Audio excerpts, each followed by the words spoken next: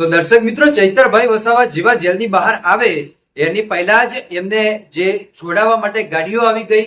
એટલું જ નહીં, પરંતુ ચૈતરભાઈ વસાવાની એક ધમાકેદાર એન્ટ્રી કરવા માટે આ બધી ગાડીઓ આવી ગઈ.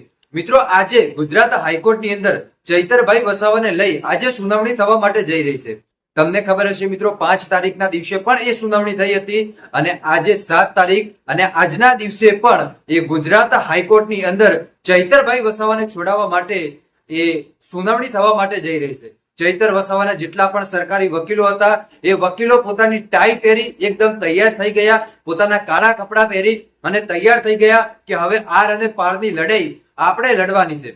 જો મિત્રો, અહીંયા મેદાનની અંદર ચૈતરભાઈ વસાવાને છોડાવવા માટે એમના વકીલો આજે પૂરેપૂરો દમ લગાવી નાખશે. જેટલી તાકાત હશે, જેટલો અનુભવ હશે, એ તમામે તમામ અનુભવ ચૈતર વસાવાને છોડાવવા માટે લગાવી દેશે. કેમ કે કોઈ પણ ફિલ્ડની અંદર અનુભવ ઘણો બધો કામ આવતો હોય છે અને એવી જ રીતે અત્યારે ચૈતર વસાવાને છોડાવવા માટે એમના વકીલો, જે એમને 2 વર્ષનો, 4 વર્ષનો, 5 વર્ષનો, અમુક એવા પણ વકીલો કે જેમને 10 વર્ષનો અનુભવ, તો આ જે અનુભવ હતો એ અનુભવના આધારે એ લોકો આ કેસ જીતાડવાની કોશિશ કરશે અને ગમે તેમ કરી અને ચૈતર વસાવાને જેલની બહાર નીકળવા માટે એ પૂરેપૂરી કોશિશો કરશે. આવનારા સમયની અંદર આપણે લોકો જોઈશું કે ચૈતર વસાવાને લઈ હવે મિત્રો કઈ બાજુ આ કેસ જશે.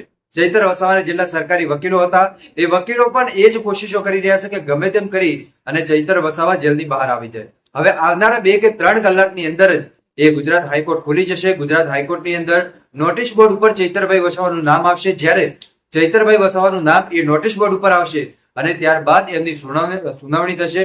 પહેલી વખતે તમે જોયું હશે કે 1.5 કલાક સુધી સુનાવણી થઈ હતી, પરંતુ આ વખતે સુનાવણી કેટલી ચાલશે એ પણ જોવું મહત્વનું રહેશે. હવે આપણને શું લાગે મિત્રો કે ચૈતર વસાવા જલ્દી બહાર આવી શકે કે નહીં? એકવાર મને કમેન્ટ કરીને જરૂર બતાવજો. બાકી મળીશું આપણે નવા વિડીયોમાં નવા ટોપિક સાથે.